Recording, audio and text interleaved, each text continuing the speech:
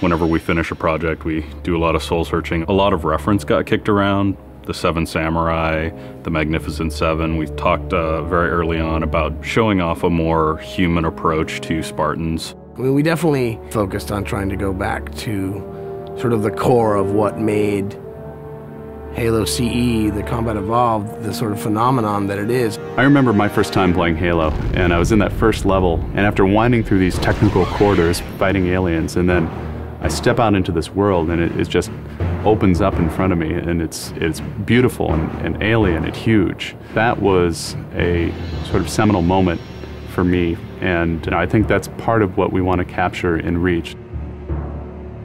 Something that was core to the game at the beginning was that sense of wonder and exploration.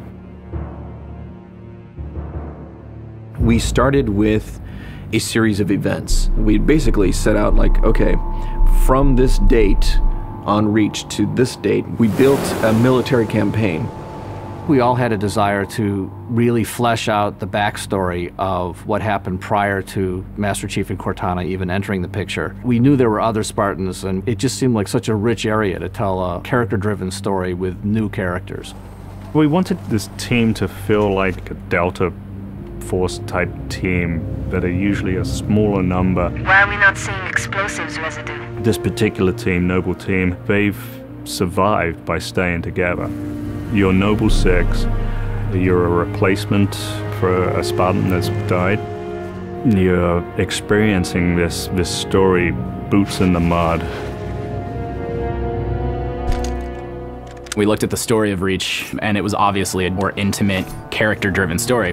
We really needed the attention to real-world detail, trying to make these characters' faces really feel like believable. We started everything over from scratch, came up with a whole new rig for how we animate faces and also how we approach like texturing them, modeling them, everything, and just put a lot more time.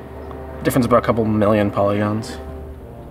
We absolutely want Reach to tell a human story, and that's going to require us to invest significantly into higher fidelity models, much more open environments, larger numbers of AI than ever before in a Halo game. To pull off the vision for what we had for this game, we ended up gutting almost every part of the engine, retooling things to make it run faster, to make it run better, and look better. We had to throw out all of our technical systems. We had to then throw out the content that went with it because that content didn't represent the new bar we were going for. Copy that, on our way. Don't need command to tell me. Been all hers half my life.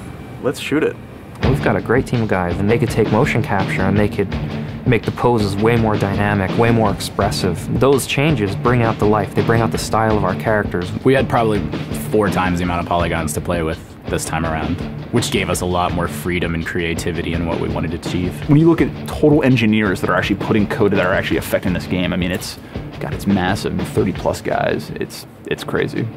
When you shoot a rock face, you'll see sparks, rock chips, dust. In Halo 3, we had a maximum of 100 colliding particles. In Halo Reach, we have thousands. We've got much more customizable Spartans than we've ever had in the past. The number of polygons we can draw at one time has skyrocketed. It's changed the way we build things up close as well as out far. This is where Noble Team arrives, and then you're going to work your way down, all the way down these terraces.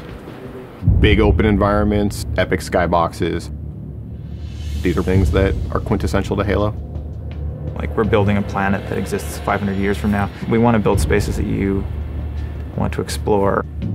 We want to put twice as many characters, vehicles, and weapons into that environment.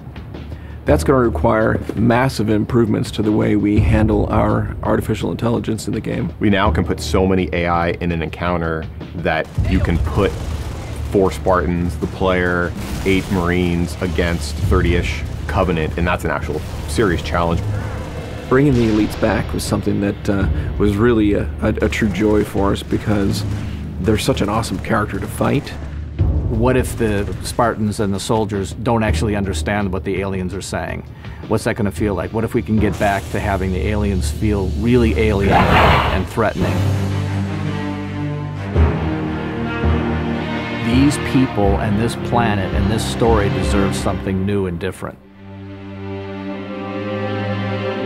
Just a different underlying sense of tragedy, heroism. We're rebuilding everything from the ground up.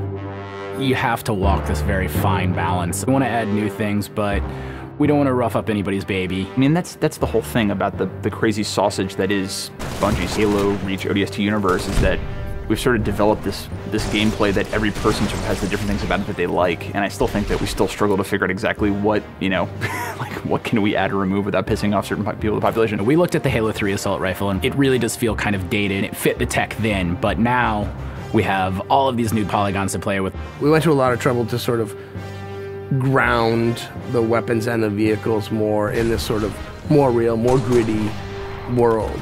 We refined a lot of the weapons to push them into their particular role, and that role is defined a lot by range and the range of combat that you're going to play. For instance, the DMR, which is a sort of medium to long range suppression marksman rifle.